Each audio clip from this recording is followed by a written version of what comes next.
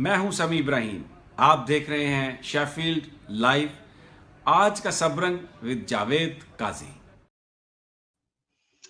Ji welcome to the program. और आज कुछ 2-3 हफ्ते के बाद आपकी खिदमत में हाजिर हो रहा हूँ। और बहुत सारी चीज़ें जो हैं वो हो चुकी हैं पाकिस्तान की सियासत में।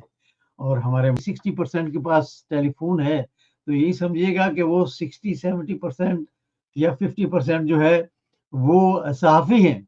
जहाँ उनको कुछ नज़र आता है वो कैमरे से रिकॉर्ड करते हैं और अपलोड कर देते हैं सोशल मीडिया पर। बातें कुछ छुपती नहीं हैं। वो सिलसिला जो था ना कि सिर्फ़ पीटीवी पहले होता था और जो कुछ वो चाहते थे वही कुछ दिखाया जाता था। लेकिन अब वो दौर जो है वो ख़त्म हो चुका है। और जो मेन मीडिया है पाकिस्तान का, उसको तो अदारे कंट्रोल कर लेते हैं और वो कंट्रोल हो भी जाते हैं। लेकिन जो सोशल मीडिया है उसको कंट्रोल करना बहुत मुश्किल है। और मतलब है कि हमारे मुल्क में जितनी आवाम के पास जितने फ़ोन हैं वो सब के सब एक किस्म के ये समझिएगा कि रिपोर्टर हैं, सहाफ़ी हैं। तो चलिए हमें जॉइन कर लिया है। एक बार फिर कोशिश करते हैं इफ्तिखार साहब ने, all the way from Islamabad. जी अस्सलाम वालेकुम। वालेकुम सलाम काई साहब। चलो जी चलो, मैंने समझा जी आपका जो इंटरनेट है वो ब्लॉक हो गया है। नहीं फ्लॉग नहीं हो गया, ये देखें एक्चुअली ये नहीं ठीक है, कॉल आ रहे नहीं सारे। ठीक है सर, ठीक है, नो प्रॉब्लम। आप ओके। जी सर, मैंने इंट्रो तो दिया है बहुत सारा, लेकिन आज जो सबसे बड़ी खबर है वो अनफॉर्चुनेटली एक बार फिर इजराइल और हमास जो है वो जी जी। आमने सामने हैं। और वहाँ हम्म। नुकसान हमेशा जो है दोनों इतराफ का होता है, लेकिन ज्यादा जो है वो फलस्तीन की तरफ होता है। उसकी वजह ये है कि जो फौज और जो हथियार के हवाले से लेस है इजराइल, वो बहुत ताकतवर है। और जो जी जी। ताकतें हैं दुनिया की, वो ताकतें जो इस चीज को खत्म कर सकती हैं, वो हम्म। खामोश रहती हैं, लेकिन यकतरफा खड़ी होती हैं इजराइल के साथ। क्या कहेंगे, आपके पास कोई लेटेस्ट है सर? जी अभी इस वक्त हमले जारी हैं हमास साहब, हमास के जो हैं। लेकिन देखने की बात यह है कि 4,000-5,000 के करीब मिसाइल या रॉकेट या उनके मैन मेड जो रॉकेट्स हैं, उनकी इतनी एडवांस टेक्नोलॉजी तो है नहीं है हमास की। तो वो जी जी आप देखें कि जिसमें इसराइल पर उन्होंने एयर से भी स्ट्राइक किया है। उन्होंने ये भी कहा जा रहा है कि जी शिप से भी किया, कुछ पैराग्लाइडर्स हैं उनके जरिए भी उन्होंने हमला किया। तो आप इससे देखें कि इसराइल जो हमें ताकत का एक जो दुनियावी ताकत का मंबा समझा जाता था, और इवन जो अमेरिका के डिफेंस और जो उनके मामलात हैं, फाइनेंस के मामलात हैं, वो इसराइल ही चला रहा था ये कहा जाता है। तो उसकी जो बिल्कुल वो एक्सपोज हो गई है कि इसराइल का जो डिफेंस मैकेनिज्म है वो इंडिस्पेंसिबल है। तो हमें ये जो मेजर जो एक उनको एक डेंट पड़ा है वो है कि उनकी जो नेशनल सिक्योरिटी है वो हमें किसी ना किसी हद तक कॉम्प्रोमाइज होती नजर आई है। और उनकी जो मुसैद की जो इंटेलिजेंस है वो एक फेलियर नजर आई है। कि आप देखें ना कि इस मैसिव क्या कहते हैं तादाद में जो अटैक किया गया है हर तरफ से, समंदर की तरफ से भी, और उनकी जो इंटेलिजेंस है वो उनकी फेल। और हालांकि वो फलस्तीन के एक एक घर के एक एक फर्द की इंटेलिजेंस रखते हैं। आप देखें वो किसी भी फलस्तीन के अंदर घर के अंदर घुसकर किसी को भी वो कत्ल कर देते हैं।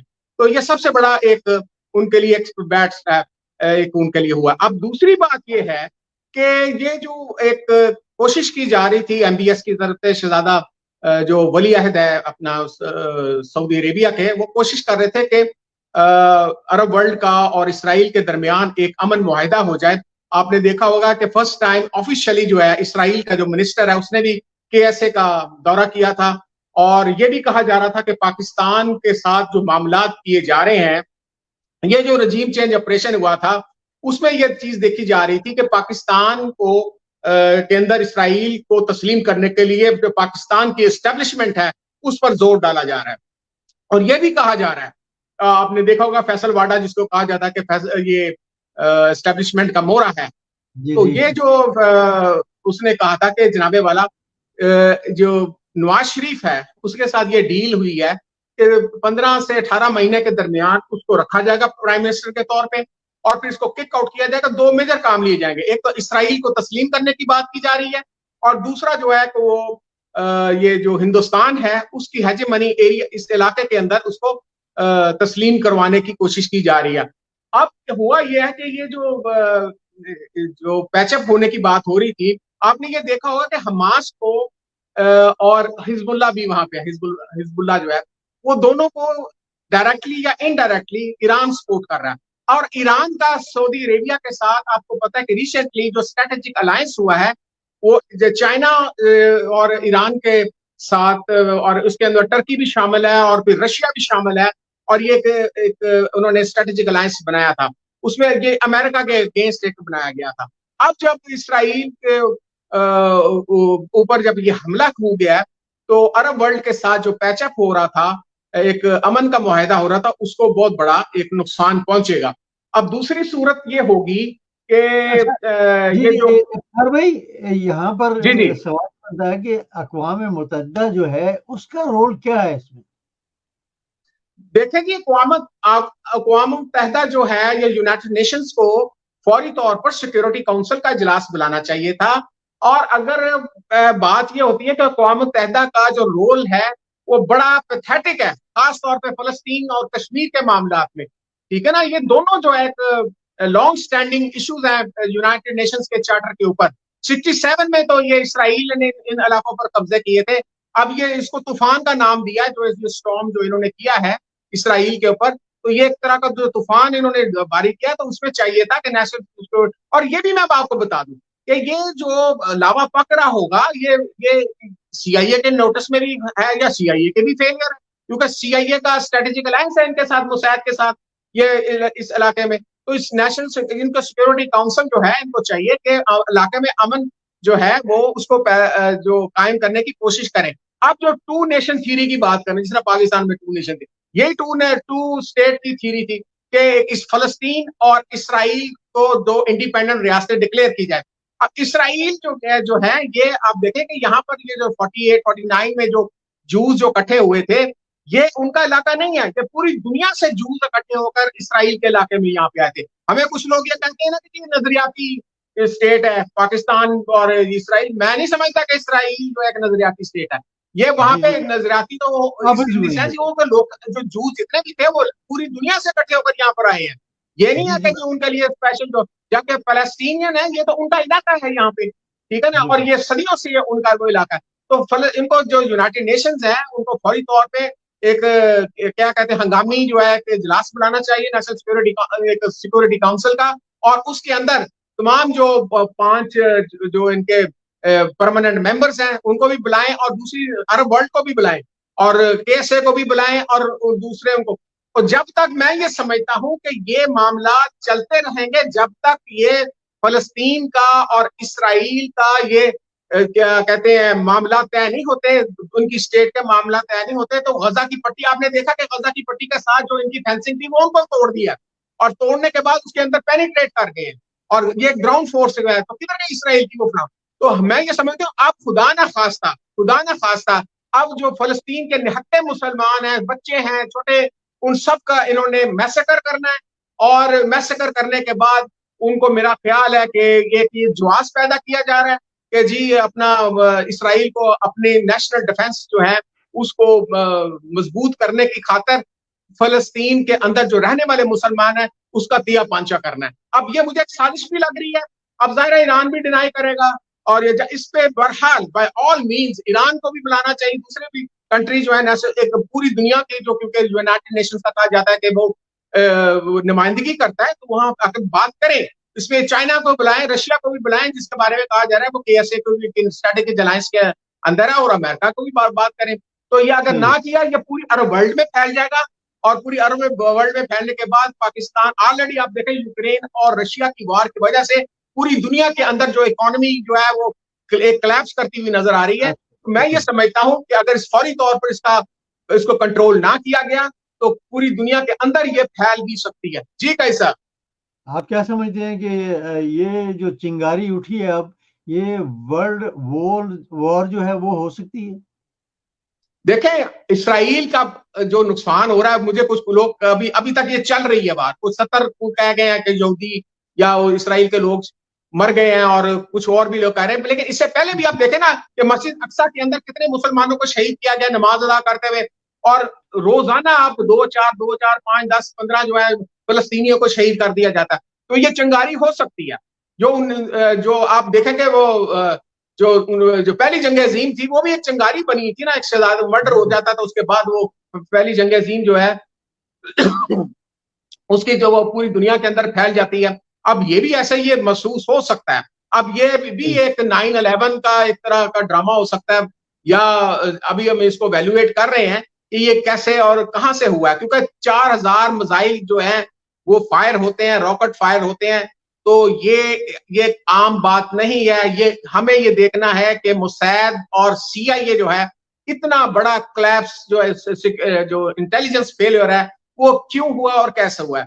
अब क्या ये वाकई इसराइली ये चाहते हैं कि ये दुनिया के अंदर अपनी जो है वो पुलिसमैनशिप जो है वो कायम रखने के लिए एक शॉर्ट स्केल पर वॉर करें, ना अगर पूरी आलम इस्लाम तो कम से कम अरब वर्ल्ड में ये क्रिएट करने की कोशिश करें। क्योंकि देखें सऊदी अरेबिया ने पूरी कोशिश की थी, ईरान के साथ भी कर लिया था, सीरिया में भी अपना सफीर भेजा था, और रशिया के अंदर भी सारे इनकी मीटिंग चल रही थी। तो मैं ये समझता हूँ कि इसके पीछे कोई ना कोई ऐसी बात जरूर है कि ये इन्होंने आलमी अमन को खतरे में डाल दिया। जी काई साहब।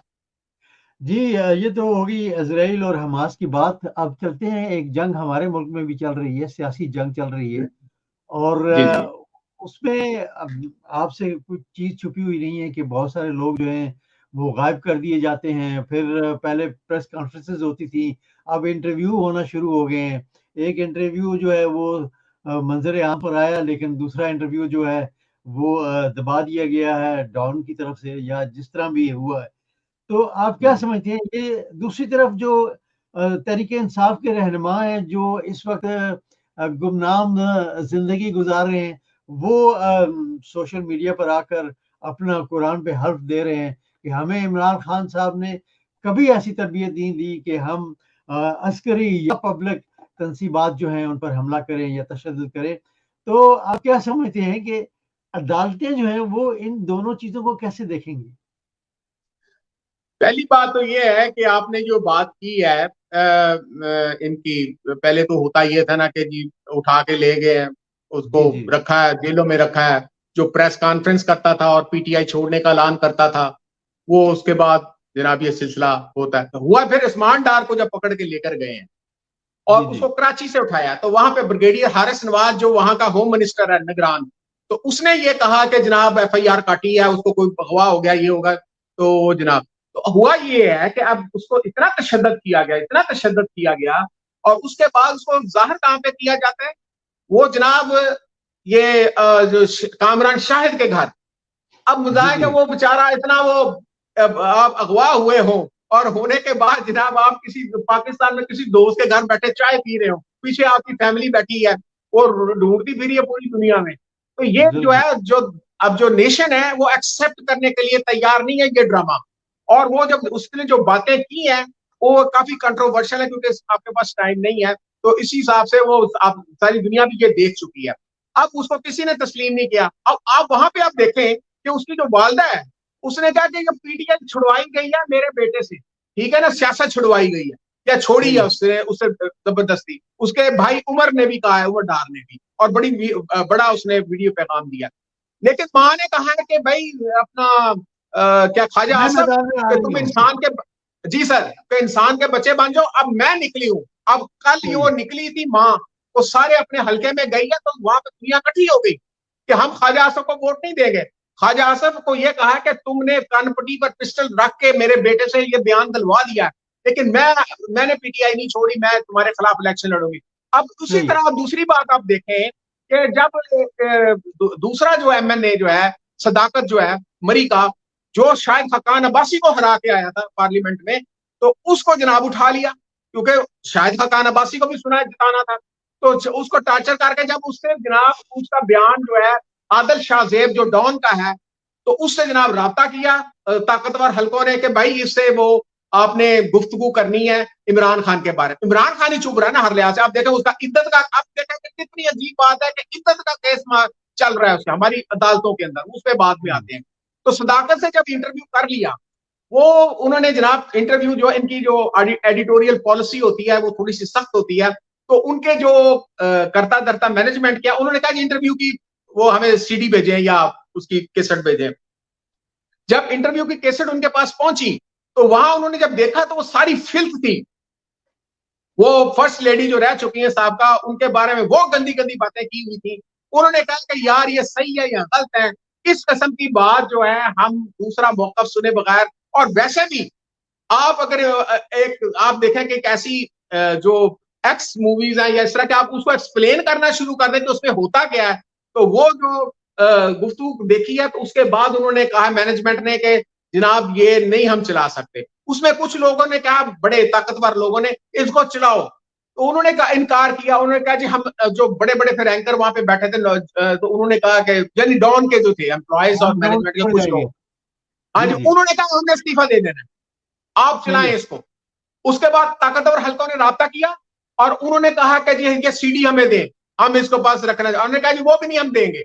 तो इस पे हमें तो डॉन न्यूज पर सलूट करना चाहिए, कम से कम उन्होंने स्टैंड लिया।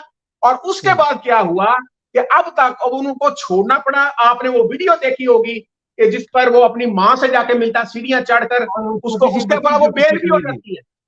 सही जी सर, अब जब आपने दूसरी बात, जी सर, जी मैं एक और सवाल जो है वो उठाना चाह रहा हूँ, वो ये कि जब भी हमारे अदारों से ये पूछा जाता है कि हमारे प्यारे कहाँ पर हैं, वो कहते हैं जी हमें कोई पता नहीं है। लेकिन दूसरी तरफ जो हमारे साबका वजीर आजम है, जो अभी लंदन और पाकिस्तान के चक्कर लगा रहे हैं, शहबाज शरीफ साहब, उनसे एक सहाफ़ी सवाल करता है कि जनाब इमरान रियाज जो हैं वो आपके टेन्योर में गिरफ्तार हुए हैं, तो आपको पता है कि वो कहाँ थे? तो उन्होंने कहा अच्छा मेरे टेन्योर में गिरफ्तार हुए थे, मुझे तो इल्म नहीं है। तो ये तो हालत है हमारे वजीर आजम साहब की। सर आदत नहीं है, मैं ये बताऊं कि मैं वो लफ्ज नहीं बोलना चाहता, वो के कौम को वो क्या समझ रहे हैं, वो जरा गैर पार्लिमानी लफ्ज है, मैं इंटरनेशनल चैनल की बात है, आप भी समझ रहे हैं। वो आप ये सिर्फ कह देना कि वो चे से समझते हैं आवाम को। हाँ जी, चे से समझते हैं, बिल्कुल सही कह रहे हैं। वो पाकिस्तानी कौम को चे समझते हैं। लेकिन जो अभी 6 करोड़ वोट जो आ गए ना 2018 के बाद, जो कहते हैं, जो जिनको अगर कहा जाए भी खाता भी है लगाता भी है, वो बच्चे जो है जो वोटर बने ने, वो इस बात को तस्लीम करने से इनकारी है। अब अगर वो इमरान रियाज के बारे में 10 प्रेस कॉन्फ्रेंस कर चुकी है मरियम औरंगजेब, जो उसके साथ बैठी हुई थी, और ये बेवकूफ का बच्चा इसके 10 दफा कह चुका है हमारे पास नहीं है, और ये प्राइम मिनिस्टर जो है। अब देखें कि ये जो गुफ्तगू करने के बाद कि इमरान रियाज कहाँ है, सारी दुनिया को पता है किसके पास है वो। और वो जनाब डेली बेसिस पे जनाब आप देखें कि जी chief justice of Lahore high court आ रहा है जा रहा है, और डॉक्टर उस्मान अनवर जो आईजी पंजाब है, सर 5 दिन दे दें, 2 दिन दे दें, हमारी एजेंसी वालों के साथ बात हो रही है, हमारी उनके साथ बात हो रही है, अब्बा जी से मिला है, अच्छा अब जनाब उनको ऑपरेशन किया। आप मुझे बताइए सारी एक्टिविटी होने के बावजूद भी ये बेवकूफ का मतलब हमें कौम को चे समझते हैं। ताई साहब इस तरह अब मामला नहीं चलने। अब ये करने के बाद अब जब उससे यह पूछा गया सवाल, हमारा एक बच्चा भी उधर बैठा हुआ था साफी, जो जिसको भेजा था मैंने, तो वो जनाब कहता है कि जी आप तो जब भी कोई आपके मुसीबत पड़ती है तो आप मुल्क से बाहर भाग जाते हैं और पैसा कमाने वापस आ जाते हैं। वो कहते हैं जी मैं तो भागकर नहीं गया। भागकर नहीं गया है, कैसे नहीं गया भाग के आप और आपका भाई? कहता मैं तो जहाज में गया था। आप मतलब आप हाउ स्टूपिड इट इज कि जी आप ये अगर जो नेशनल प्रेस इंटरनेशनल प्रेस जो है, मैं अगर इस वक्त बैठा आपको आपके सीरियस क्वेश्चन पर मैं आपको सिखों के लतीफे सुनाने शुरू कर दूं, तो आप क्या मतलब जो आइंदा आपका या मेरा कोई प्रोग्राम इंटरनेशनल चैनल्स में देखने को कोई तैयार होगा कि यार ये पंड बैठे हुए हैं या कौन बैठे हुए हैं?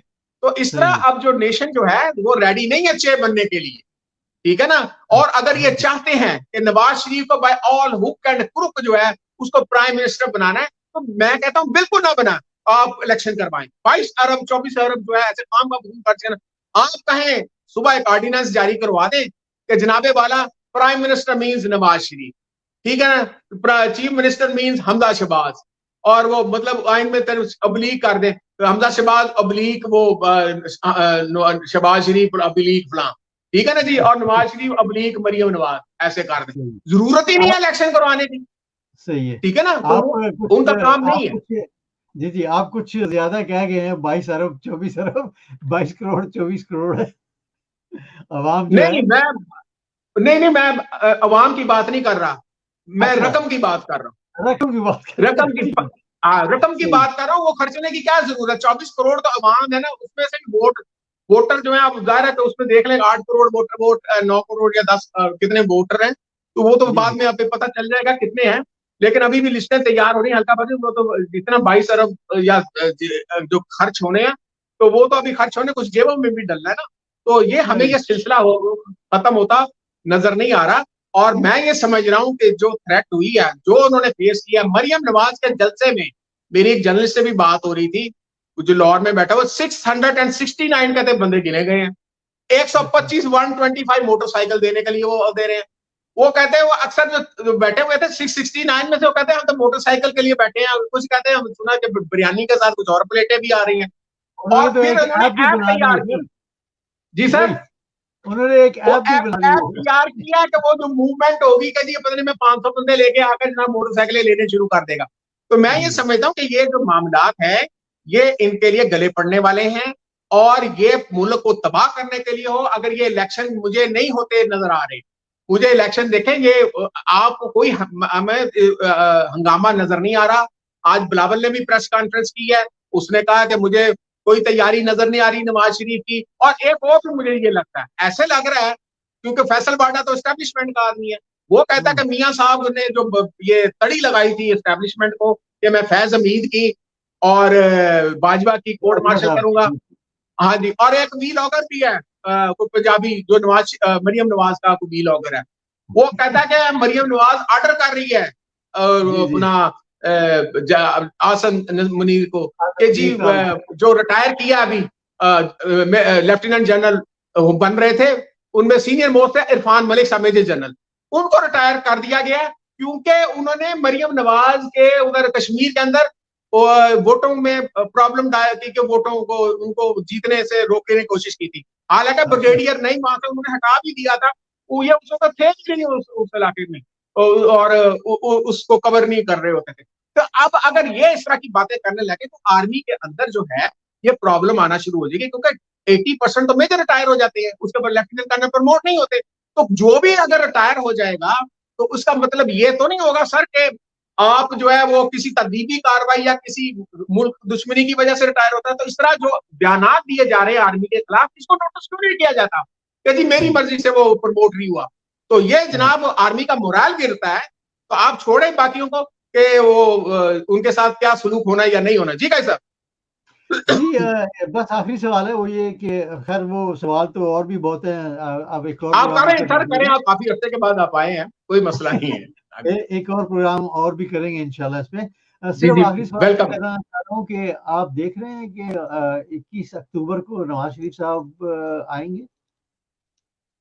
सर अब मुझे 50-50 अब लगने लग गया।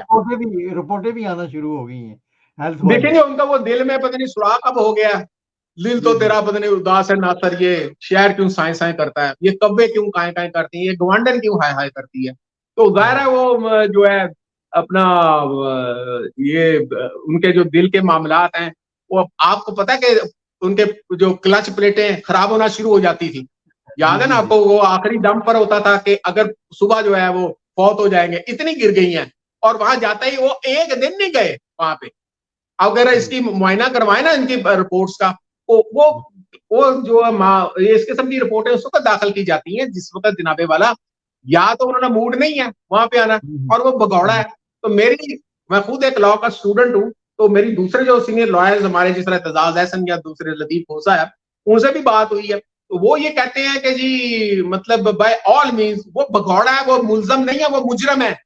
और वो जनाब उसके हाँ जी 50 रुपए के वो कागज के ऊपर वो गया था, और उसूलन तो उसको भी गिरफ्तार कर लेना चाहिए जो उसका जिसने गवाही दी थी कि जनाब मैं जनाब इसको वापस लेके आऊंगा, गारंटी दी थी कि मैं 50 रुपए, वो किधर है हमारी? आप कहते हैं कोटे आजाद है, कोटे कहां से आजाद हो गई हैं?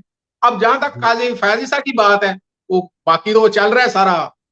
आप कह रहे हैं कि अदलिया जो है वो का रोल है कि नहीं, तो अगर काजी फायज ईसा साहब जनाबे वाला ये अगर लाइव केस चला रहे हैं, ये उसका प्रोसीजर का जो उनका केस चल रहे हैं कि जो लाइव सारी पूरा बेंच बैठा हुआ है, पूरा पाकिस्तान देख रहा है चाहिए ना इनको जी। वो साइफर केस क्यों हो रहा है? साइफर केस क्या है कि जनाबे वाला उधर अमेरिका के अंदर ये चीज तहकीक हो रही है कि जो बाइडन इंतजामिया ये तहकीक कर रही है कि जो अमेरिकन डोनाल्ड लू है या उसके जो साथी हैं वो दूसरे मुल्क के लोगों को धमकी कैसे दे सकता है, वो इसकी तहकीकात हो रही है जो बाइडन के खिलाफ, क्योंकि वो अभी इलेक्शंस आ रहे हैं अगले साल ही, जिसमें ट्रम्प भी अभी तकरीरें कर रहा है, वो फला कर रहा है। तो मैं और यहाँ पाकिस्तान में क्या हो रहा है कि वो जिसने धमकी दी थी, जिसको उसने अवाम को क्यों बताया कि तुम्हें धमकी दी है, हाँ। अब उस पर यह केस चल रहा है, वो भी खुफिया चल रहा है, उसका क्यों नहीं लाइव कवरेज की जाती? उसमें कौन सा एटम वो एटॉमिक एनर्जी का या हुटा के एटमी प्लांट के जो नक्शा या उसके अंदर एटम बम कैसे कितने तैयार हो रहे हैं उसको डिस्कस किया जा रहा है। वो तो यही हो रहा है ना, उसके अंदर ये अब वो एक दफा नहीं 2-3 दफा तो उसको डिस्कस किया जा चुका है, उसको क्या कहते हैं नेशनल सिक्योरिटी काउंसिल में उस साइफर केस को, तो साइफर का वो लव लेटर भी तो पेश किया गया था ना। तो मैं ये समझता हूँ कि ये जो इस पे भी बेलें हो जाएंगी साइफर केस में भी, और वो उसके अंदर है ही कुछ नहीं है। हाँ, कोशिश इनकी ये है कि इसको सजा दे देंगे साइफर केस में और वो इलेक्शन आएगा, लेकिन इन दी मेन भाई सजा तो हो जाएगी उनको। तो सजा में जनाबे वाला ये जो फिर हाई कोर्ट में जाना है, फिर सुप्रीम कोर्ट में जाना है, ये तो छुपा हुआ इधर है, ठीक है ना। तो जब सुप्रीम कोर्ट में जाना है तो या हाई कोर्ट में जाएगा तो उस वक्त तो कागजात खुलेंगे, उसके डॉक्यूमेंट्स भी खुलेंगे, आर्गूमेंट्स क्या हुए अंदर वो भी उसको खुलेगा। तो ये फिर ये मामला जो है, ये मैं नहीं समझता कि ज्यादा देर ये कोई साइफर केस को इमरान खान के खिलाफ, और उसका भी कोई तकलीफ नहीं है, वो कहता है मुझे देश जिस लोग कहता है गोलियां खा के बैठे वो अपनी तरफ से एक दफा तो मर चुका है, अभी भी वो कह रहे हैं उसको जहर दिया जा रहा है या विटामिन डी जो है वो उसकी खत्म की जा रही है, उसके जोड़ पट्टे जो है वो खत्म किए जा रहे हैं गैर महसूस अंदाज में। तो लिहाजा मैं नहीं समझता कि इस तरह के कोई ज्यादा देर तक ये मामला चलेंगे, क्योंकि आप ये देखें कि नवाज शरीफ जो है वो ज्यादा देर इनके साथ नहीं चल सकता, ये नहीं चल सकता। आप ये देखें 1 दिन 2 दिन के लिए उसको ये बताया गया कि तुम प्राइम मिनिस्टर हो, उस साथ ही उसकी गर्दन अकड़ गई, और जिस दिन उसकी गर्दन अकड़ गई फिर अगले दिन आपके दोस्त शहबाज शरीफ को भेजा कि भाईजान पुकार रहो, वो फौरन फिर वो घुटनों पे गिर गया। तो अब ये इनके साथ मामला नहीं चल सकता। आप एक ऐसे बंदे को जिसने 5 आर्मी चीफ्स के साथ जो है वो लड़ाई की है, वो इस आर्मी चीफ के साथ वो लड़ाई करेगा, हमारी एक असेसमेंट है। तो एस्टेब्लिशमेंट के साथ चलने से मामला खराब ही होगा जी। कैसा? चलिए ठीक है इफ्तिखार भाई, आपका बहुत बहुत शुक्रिया। इंशाल्लाह अब रेगुलर वापस जो है हम इस प्रोग्राम में आ गए हैं, तो इंशाल्लाह आपसे मुलाकात रहेगी। बहुत अच्छा, बस आखिरी मेरा कमेंट ये है कि मुझे ये लग रहा है कि अल्टीमेटली इनको इमरान के साथ मामला तय करने पड़े। जब ये जो है ना मुझसे पहली सी मोहब्बत मेरे महबूब ना मांग, जब नवाज शरीफ ने भी ये कर लिया, शहबाज, यही कहा जा रहा है ना कि शहबाज शरीफ जो है ना वो उस पर जो गालियों का वो करवाया गया है ना हमला, वो मरियम नवाज ने करवाया, क्योंकि इनमें आपस में भी एक रिफ्ट चल रही जी। सही। ये इंशाल्लाह सर आपसे मुलाकात रहेगी। बाकी बहुत बहुत शुक्रिया sir, thank you very much. Welcome बहुत शुक्रिया। अल्लाह हाफिज जी, अल्लाह हाफिज। अल्लाह हाफिज जी। यही था आज का सबरंग, और thank you very much to Iftikhar भाई जो कोशिश के मतलब करते रहे और वो हमारे स्टूडियो में पहुंच गए। बहुत बहुत शुक्रिया उनका भी जी। मैं हमेशा प्रोग्राम के आखिर में यही कहता हूं कि आपकी जो वोट है वो तब्दीली ला सकती है, कोई चीज़ नहीं ला सकती। अगर आप अपना वोट जो है उसका सही इस्तेमाल करें तो वो तब्दीली जो है वो ज़रूर ला सकती है। और अब जब भी इलेक्शन होंगे आपने ये सोचना है कि आपने वोट किसको देना है, आपकी वोट का एक्चुअल हकदार कौन है, ये सोचना है आपको। और सोचे बगैर आपने वोट नहीं देनी, और जब वोट दे चुकेंगे तो उसका पहरा भी थोड़ा देना पड़ेगा, क्योंकि पाकिस्तान में बहुत कुछ होता है वोट डब्बों के साथ। चलिए ठीक है, अगले प्रोग्राम तक मुझे भी इजाज़त दीजिएगा। एक बार फिर इफ्तिखार भाई का बहुत बहुत शुक्रिया कि उन्होंने बड़ी कुछ नेटवर्क प्रॉब्लम था उनको नेटवर्क का, तो फिर भी वो पहुंच गए। बहुत बहुत शुक्रिया आपका भी प्रोग्राम देखने का। Thank you very much. Till the next program, अल्लाह हाफिज।